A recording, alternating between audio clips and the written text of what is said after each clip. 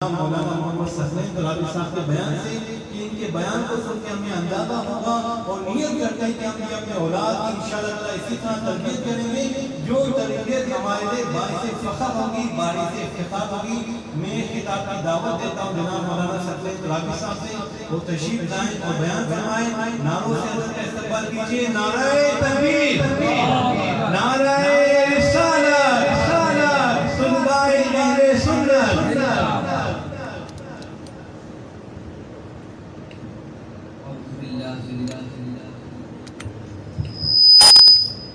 بسم اللہ الرحمن الرحیم۔ الحمدللہ نحمدہ ونصلی ونسلم علی رسولہ الکریم، اما بعد فاعوذ باللہ من الشیطان الرجیم، بسم اللہ الرحمن الرحیم۔ قال اللہ تبارک و تعالی فی الکلام المجید والفرقان الحمید، وما ارسلناک الا رحمة للعالمین، صدق اللہ العظیم۔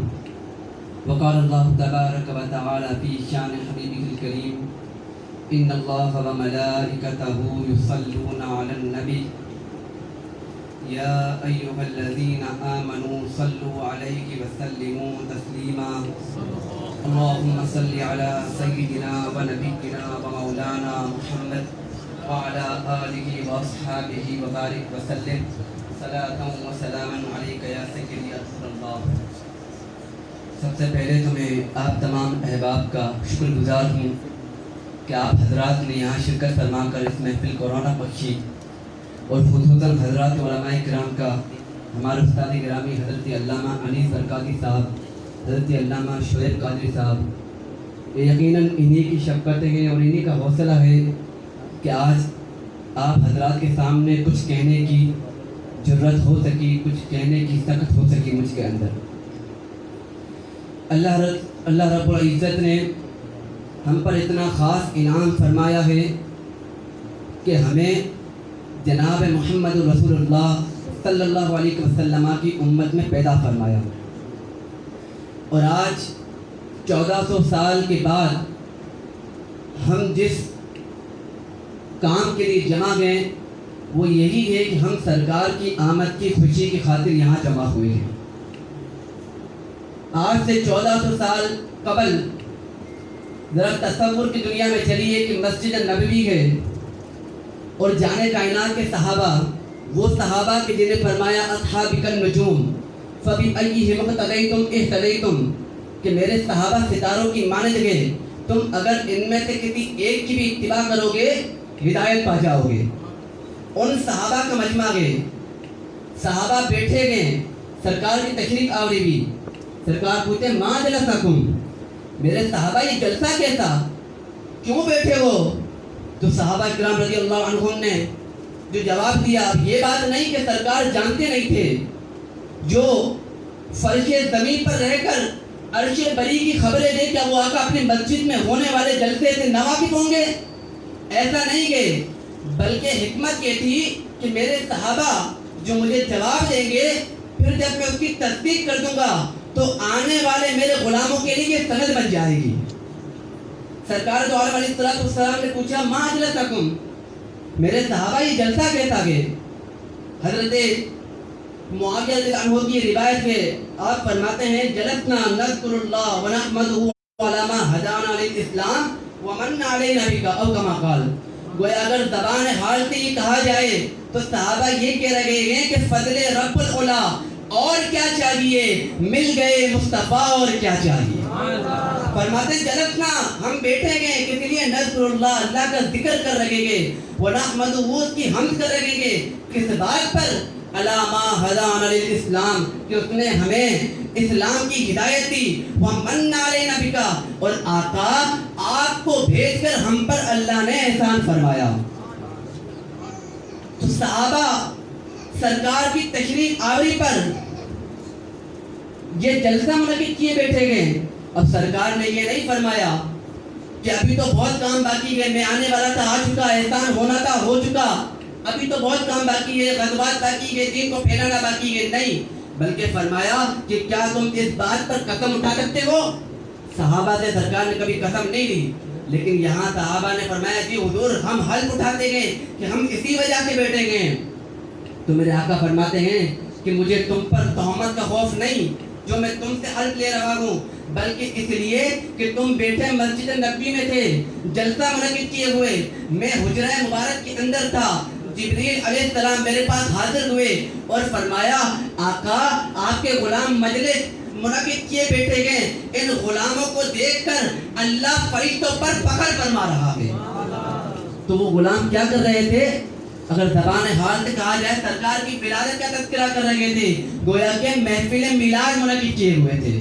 سرکار کے صحابہ محفل میلاد منعقد کیے ہوئے تھے، اور کیوں نہ کریں کہ اللہ نے احسان اتنا بڑا جو فرمایا کہ بے شمار احسانات فرمائے، لیکن اللہ نے بتایا نہیں، لیکن ایک احسان ایسا فرمایا بتایا کہ میں نے تم پر احسان کیا، من علینا، اللہ اکبر۔ تو کتنا بڑا سرکار کا ہم میں تشریف لانا رب کا کتنا بڑا احسان عظیم ہے، اور سرکار کو اللہ نے کتنی عظمت عطا فرمائی ہے، کتنی شان عطا فرمائی ہے، کوئی تصور بھی نہیں کر سکتا۔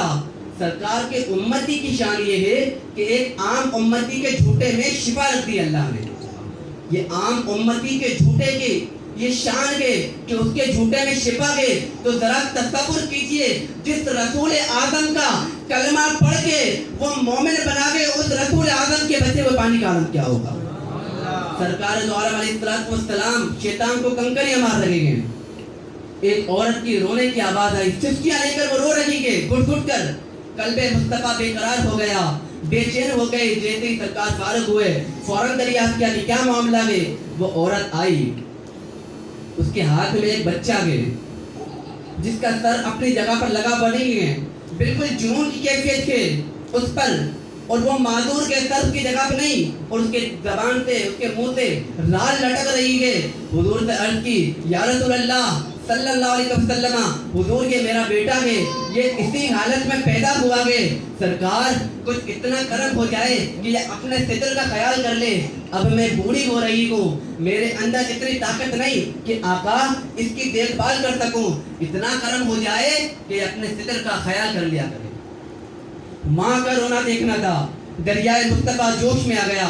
سرکار نے طویل سفر کیا تھا مزدلفہ سے، فوراً پانی منگایا، پیارے مصطفیٰ نے پانی منگایا، تھوڑا پیا، بقیہ جو منہ کے اندر تھا دوبارہ گلاس میں ڈال دیا، فرمایا اس بچے کو پلاؤ۔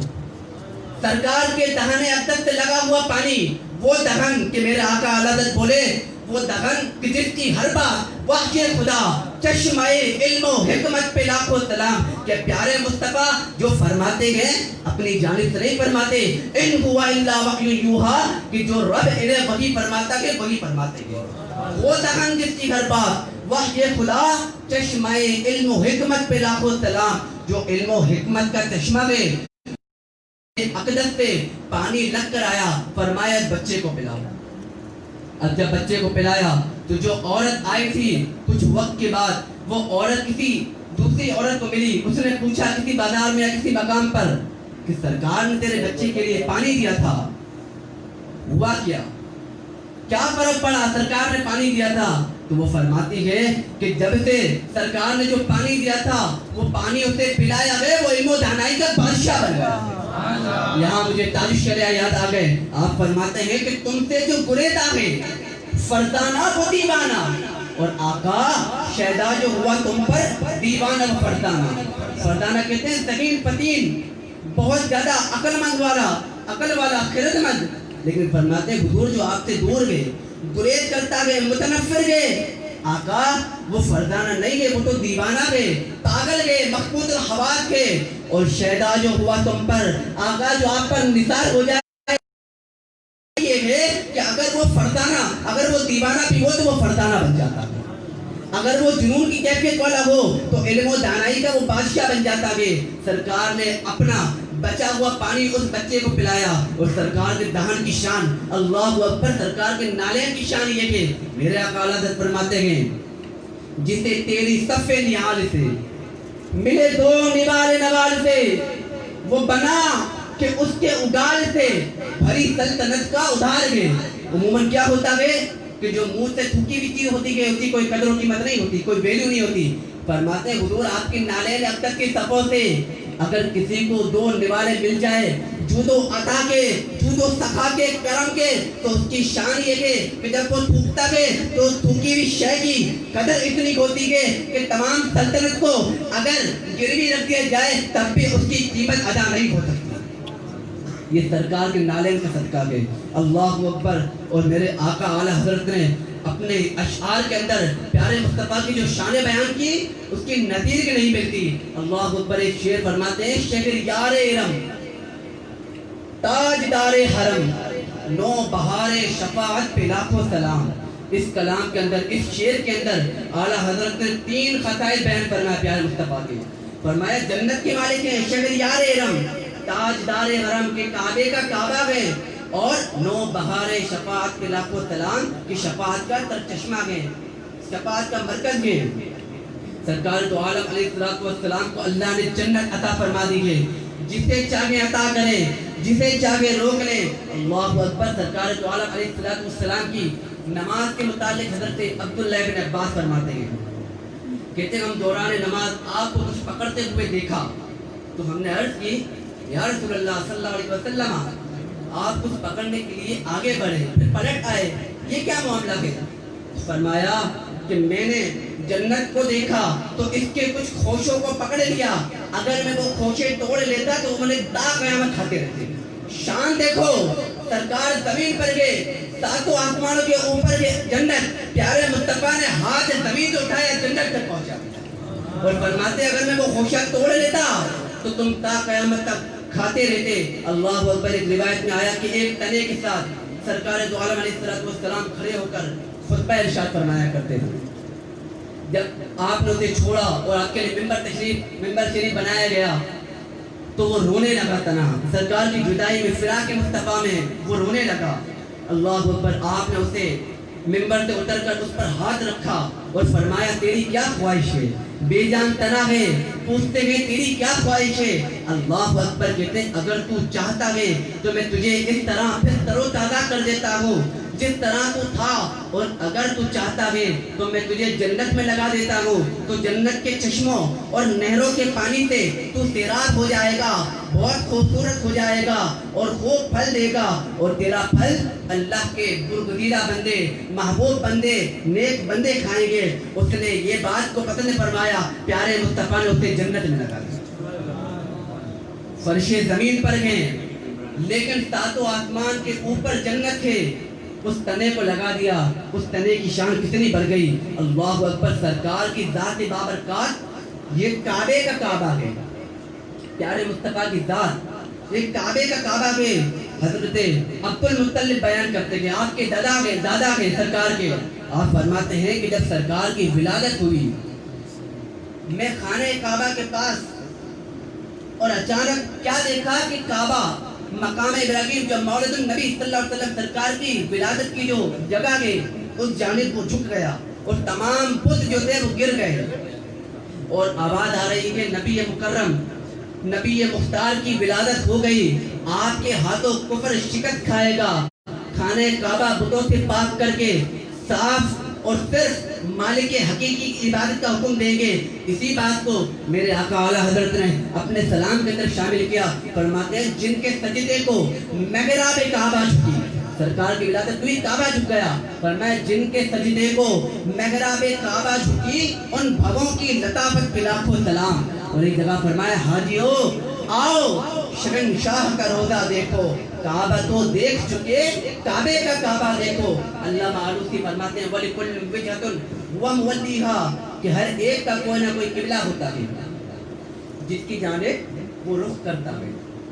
فرماتے ہیں اس کے تحت بعض مفسرین کا قول ہے کہ مقربین کا جو قبلہ ہے وہ عرش ہے, روحانیین کا جو قبلہ ہے وہ کرسی ہے, کروبیین کا جو قبلہ ہے وہ بیت المعمور ہے, انبیاء کا جو قبلہ ہے وہ بیت المقدس ہے, اور آپ کا جو قبلہ ہے وہ کعبہ ہے, اور یہ جو قبلہ ہے یہ آپ کے جسم پاک کا قبلہ ہے. اور فرمایا آپ کی روح کا قبلہ میری ذات ہے اور میرا قبلہ محبوب تیری ذات ہے. فرماتے ہیں قبلہ کہتے ہیں جگت کو توجہ کے مرکز کو کہا جاتا ہے اور واقعتاً اللہ جل وعلا کی جو توجہ کا مرکز ہے وہ پیارے مصطفیٰ کی ذات بابرکت۔ قرآن میں اللہ نے فرمایا وَاصْبِرْ لِحُكْمِ رَبِّكَ فَإِنَّكَ بِأَعْيُنِنَا کہ حبیب تم اپنے رب کے حکم کے مطابق صبر کیے جاؤ، تم یقیناً ہماری نگاہوں میں ہو۔ اللہ اکبر، دنیا میں اتنی شانیں، اب حشر میں کیسی مصطفیٰ کو شان عطا فرمائی۔ اللہ فرماتا ہے عَسَىٰ أَن يَبْعَثَكَ رَبُّكَ مَقَامًا مَحْمُودًا کہ ان قریب آپ کو آپ کا رب مقام محمود پر فائز فرمائے گا۔ اللہ کو اور ایک روایت ترمذی شریف کی روایت کی شرح کے اندر مفتی احمد یاد خان نعیمی علیہ رحمہ فرماتے ہیں بہت خوبصورت بات ہے، جلد نمبر 8 باب فضائل سید المرسلین فصل ثانی کے اندر ترمذی کی حدیث پاک ہے۔ حضرت مفتی احمد یاد خان نعیمی علیہ رحمہ اس کی شرح میں ایک بات کہتے ہیں، فرماتے ہیں کہ قیامت کا جو دن 50,000 برس کا ہوگا، کتنے وقت کا ہوگا؟ 50,000 برس۔ فرماتے ہیں کہ حساب تو صرف 4 گھنٹے میں ہو جائے گا، حساب 4 گھنٹے میں ہو جائے گا، جو تقریباً 50,000 برس کا جو دن ہوگا اس میں کیا ہوگا؟ فرماتے ہیں سرکار کی مدح خوانی ہوگی، پیارے مصطفیٰ کی نعت خوانی ہوگی، اور اگر زبان حال سے عرض کیا جائے تو یہی ہوگا کہ سرکار دو عالم علیہ السلام کی محفل نعت منعقد کی جائے گی، ذکر خیر البرا ہوگا، ذکر حبیب مصطفیٰ علیہ السلام سرکار کا ذکر ہوگا۔ اللہ اکبر، اور یہ حشر بپا کیوں ہوگا؟ فقط اتنا سبب ہے انعقاد بزم محشر کا کہ ان کی شان محبوبی دکھائی جانے والی ہے۔ سرکار فرماتے ہیں میں عرش کی دائیں جانب کھڑا ہوں گا اور یہ مقام میرے علاوہ تمام مخلوق میں سے کسی کو حاصل نہ ہوگا، سرکار کو حاصل ہوگا۔ اللہ اکبر، امام مجاہد فرماتے ہیں مقام محمود کے حوالے سے کہ اللہ تبارک و تعالی حضور کو اپنے ساتھ کرسی پر بٹھائے گا جیسا کہ اس کی شان کے لائق ہے، اور ایسی شان ایسی عظمت کسی کو اور کو نہیں ملے گی۔ اعلیٰ حضرت یہاں بھی بولے کہ عرش حق دے مسند رفعت رسول اللہ کی سنیو دیکھ لیجیے حشر میں عزت رسول اللہ۔ اللہ اکبر، اللہ نے دنیا میں عزتوں کے تاج مصطفیٰ کے سر اقدس پر رکھے، وہ سر جس کے آگے سرے سرورا خمر ہے، اس سرے تاج رفعت پہ لاکھوں سلام۔ حشر بھی بپا ہوگا تو پیارے مصطفیٰ کی شان اور عظمت بتانے کے لیے ہوگا۔ یہ حدیث پاک علماء بیان کرتے رہتے گئے، ہم سنتے رہتے گئے کہ جب حشر بپا ہوگا تمام لوگ جو ہوں گے حضرت آدم کی بارگاہ میں جائیں گے، کام نہیں بنے گا، فرمائیں گے ذابو الی غیری، آگے جائیے۔ یوں کرتے کرتے کرتے تمام انبیاء اکرام کے پاس سے ہوتے ہوئے سرکار کی بارگاہ میں آئیں گے، حضور فرمائیں گے انا لہا انا صاحبکم، میں ہی تو ہوں شفاعت کرنے والا، یہ شفاعت کا منصب مجھے ہی تو ملا گے۔ اللہ اکبر، اب پہلے کیوں نہیں چلے گئے؟ یہ روایت علماء بیان کرتے گئے، ہم سنتے گئے، لیکن حشر میں ہوگا ایسے ہی کہ معلوم کہ کام سرکار آئیں گے، پھر بھی تمام جگہ پہ جائیں گے۔ اعلیٰ بولے خلیل و نجی، مسیح و صفی، سبھی سے کہیں بھی بنی۔ اب یہاں نقطہ دیکھیے، اعلیٰ حضرت کتنی باریک انداز میں شاعری کرتے ہیں۔ یہ نہیں فرمایا کہیں نہیں بنی، معاذ اللہ نہیں بولتے تو انبیاء کے اختیارات پر بات آ جاتی کہ انبیاء نہیں کر سکتے۔ یہ نہیں فرمایا، پوچھتے ہیں کہیں بھی بنی، یہ بے خبری کہ خلق پھری کہاں سے کہاں تمہارے لیے، کیوں؟ اس لیے کہ شان بتانے تھی۔ اگر یہ بات جب پتہ چل گئی کہ سرکار کہاں آئیں گے تو تمام کے پاس جانے کی کیا حاجت، سیدھا فوراً سرکار کی بارگاہ میں آ جائے، کام تو تب بھی ہو جاتا۔ لیکن فرمایا کہ حکمت یہ تھی کہ ایسا نہ ہو کہ کام تو ہو جاتا، بعد میں کوئی ظالم یہ کہہ دیتا کہ اس میں سرکار ہی کا کیا خاص تھا، اگر کسی اور کے پاس بھی جاتے تو کام ہو جاتا۔ اب ہم جنت میں بھی یہ کہہ سکتے ہیں ہم تو سب کے پاس گئے تھے، کام تو صرف مصطفیٰ کی بارگاہ کا ہوا۔ اللہ اکبر، اور حضور فرماتے ہیں کہ جب تمام آئیں گے ان کی شفاعت کے واسطے میں سجدے میں جاؤں گا، اللہ کی حمد کروں گا، اور حمد کیسی کروں گا کہ آج تک کسی نے ایسی حمد نہیں کی ہوگی، آج تک کسی نے نہیں کی ہوگی، میں ایسی حمد کروں گا، سجدے میں جاؤں گا، آواز آئے گی یا محمد ارفع رأسک، اور ایک روایت میں آیا وقل تسمع وصل توتا واشفع تشفع، کہ پیارے محمد صلی اللہ علیہ وسلم سر ناز کو اٹھائیے، سر مبارک کو اٹھائیے۔ یہ ترجمہ علماء کرتے گئے، لیکن صوفیہ اور عاشقوں کا انداز الگ ہے، وہ کہتے ہیں محبوب ذرا رخ سے پردہ تو ہٹائیے۔ اعلیٰ حضرت بولے اٹھا دو پردہ، دکھا دو چہرہ کہ نور باری حجاب میں گئے، تاریخ ہو رہا ہے کہ بغیر قبض نقاب میں۔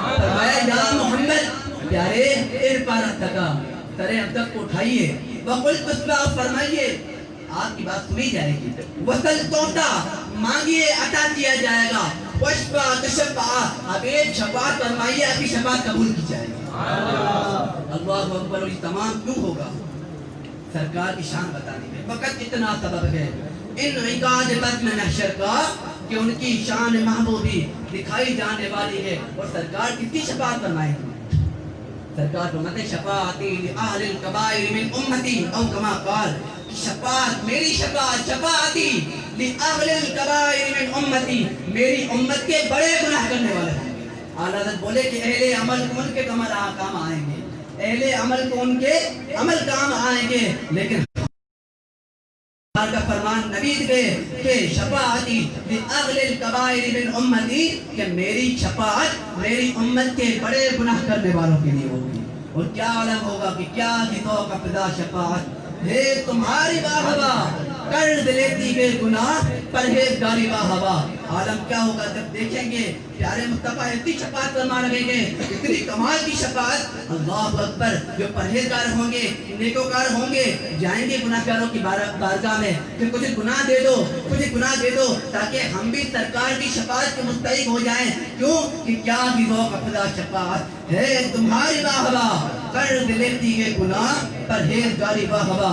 अल्लाह अकबर। फिर फरमाया नबी अकरम अलैहि की अहवाल बयान करते हुए फरमाया कि ए उम्मतियों पुल सिरात पर तुम्हारे गुजरते वक्त तुम्हारे नबी प्यारे मुस्तफा अलैहिस्सलाम वहां खड़े होंगे ये अर्ज कर रहे होंगे कि ए मेरे रब सलामती से गुजार दे रब्बी सल्लिम अल्लाह अकबर। आला हजरत बोले कि रदा पुल से बगैर करते करिए पुल कैसा है बाल से ज्यादा बारीक तलवार से ज्यादा तेज। और आला हजरत कह रहे कि बंद कीजिए अरे यहाँ तो चलना दुश्वार है। आप फरमाते भले आला हजरत कहते हुजूर ने दुआ की है रब्बी सल्लिम के इजाबत ने छूटकर गले से लगाया बड़ी नाज से जब दुआए मोहम्मद और इजाबत का सगरा इनायत का जोड़ा बन के निकली दुआए मोहम्मद फिर कहते मैं क्यों ना कहूँ ऐसे तो नहीं कह रहा कि रदा पुल से अब बदत करते हुए गुजरिए क्योंकि हे रब्बी सल्लिम सदाए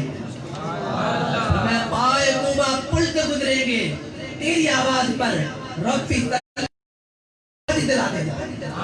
पुल सिरात ऐसा बारीक अल्लाह अकबर बाल से ज्यादा बारीक तलवार से ज्यादा तेज कट की रहे होंगे। लेकिन तयक्कुन कैसा है आला हजरत का कि हुजूर ने फरमाया रब्बी सल्लिम रब सलामती फरमा दे तो हमें क्या होगा हम तो झूमते पुल पार करेंगे कि रदा पुल से अब वजद करते गुजरिए कि हे रब्बी सल्लिम सदाए मोहम्मद। और ये तमाम क्यों होगा इसलिए कि अल्लाह ने अपने महबूब से वादा फरमाया वला सौफा युअतीका रब्बुका फतरदा ऐ हबीब अन करीब आपको आपका रब इतना अता फरमाएगा आप राजी हो जाएंगे।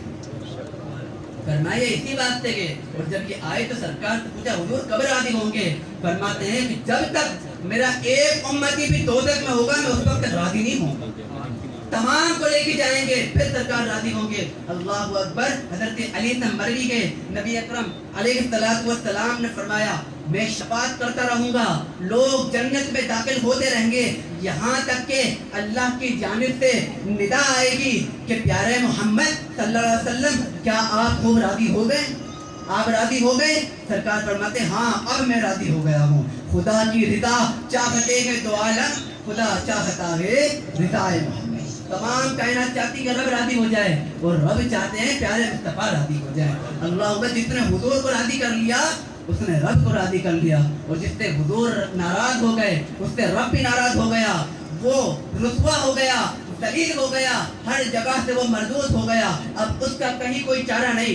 अगर चाहता है कि आज भी काम बन जाए तो आज ले उनकी पनाह आज मदद मांग उनसे फिर न मानेंगे कयामत में अगर मान गया।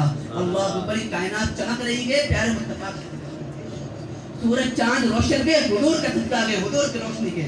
वो किसी ने कहा कि भाई नूर तो है ही एक अल्लाह का अल्लाह नूर समावाति वल अर्द के ज़मीन अल्लाह का नूर फरमाया एक ही नूर के तो उलमा कहते हैं कि उसके अगले अल्फाज है मसलु नूर ही उसके नूर की मिसाल फरमाया उसके नूर की तो कोई मिसाल ही नहीं नहीं तक इतनी शय रब की मिसाल कोई शय है ही नहीं।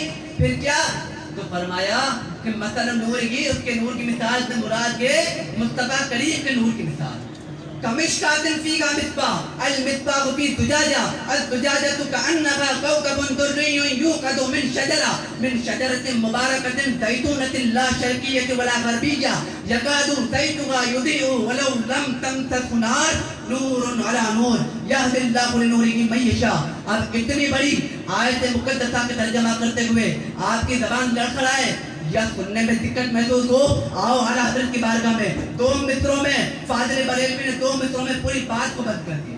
کہتے شمع دل مشکاتن مثل نوری کمشکات، اس کی مثال ہے فانوس. فرمایا فانوس کیا ہے؟ فرمایا کہ فانوس ہے جسم محمدی. فیہا مصباح، اس کے اندر میں چراغ، وہ چراغ کیا ہے؟ کہا چراغ ہے قلب محمدی. اور پھر آگے فرماتے ہیں زجاج وہ گئے صدر محمدی.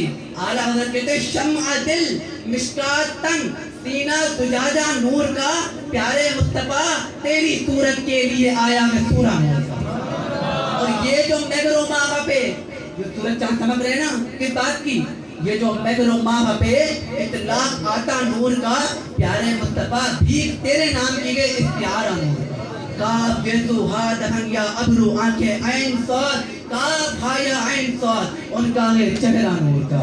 اللہ اکبر. اللہ نے وہ شان عطا فرمائی ہے، وہ کمال اپنے حبیب کو عطا فرمایا ہے کہ اگر بیان کرتے کرتے زندگیاں ختم ہو جائیں لیکن بیان ہو نہیں سکتا.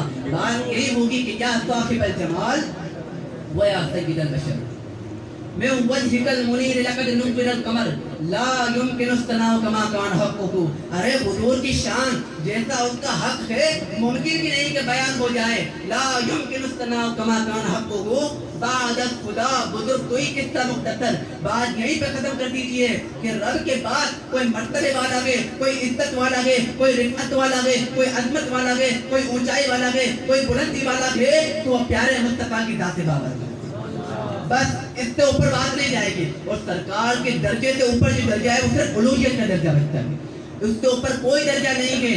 سرکار سب سے افضل ہے اور سرکار سے اوپر جو درجہ ہے فقط الوہیت کا ہے، یعنی کہ اللہ رب العزت کا سرکار سے کوئی بڑا نہیں سوائے اللہ تبارک و تعالیٰ کے. تو ہم اتنا ہی کہتے ہیں کہ سب سے اولا ہو اعلیٰ ہمارا نبی، سب سے بالا ہو والا ہمارا نبی، اپنے مولا کا پیارا ہمارا نبی، دونوں عالم کا دولا ہمارا نبی. اللہ تعالیٰ سے دعا کرتا ہوں دوران گفتگو کوئی غلطی خطا سرزد ہو گئی ہو، آپ تمام احباب کو گواہ بناتے ہوئے اللہ کے حضور تو